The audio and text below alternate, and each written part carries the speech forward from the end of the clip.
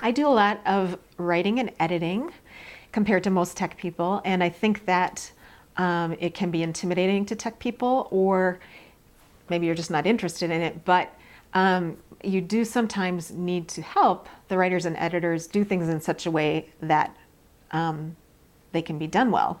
So I want to say there are, we all know people have short attention spans now, and there is research that tells the eye movements of people who are looking at web pages and things like that. And I would encourage you to find that sort of thing. People read in an F pattern, starting at the top and going to the right, and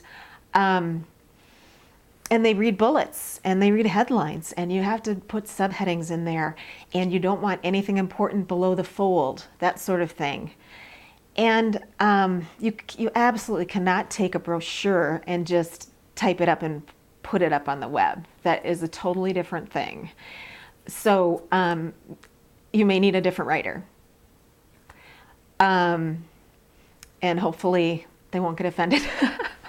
But it really is different. There are a lot of resources out there, and a lot of them are free.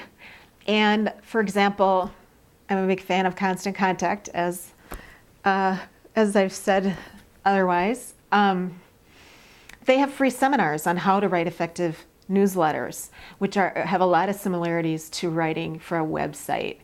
You want to make sure that titles are clear on your pages, and people can glance and see whether that's the page they want or not. And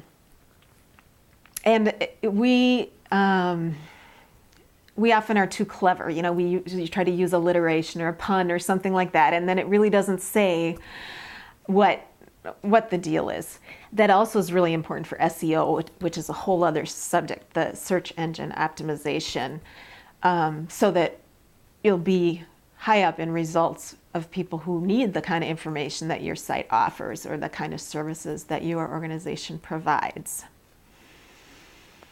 I saw a newsletter from an expert, which I am not, who said that she was looking back at recommendations that she had for newsletters for 2000 versus 2010, and the 2000 had like 3 times the number of words per newsletter, and it had like 5 articles, and now she'd recommend 1 or 2, and people just get so much more stuff, and they want to cut to the chase, and pretty much anything you write, you can read it and then say, so what, at the end of it, and you may be able to cut out quite a lot of it. And use your analytics, the statistics of where people click and what they read and how long they stay on a page. If they're getting off a page after 2 seconds, they probably did not read it.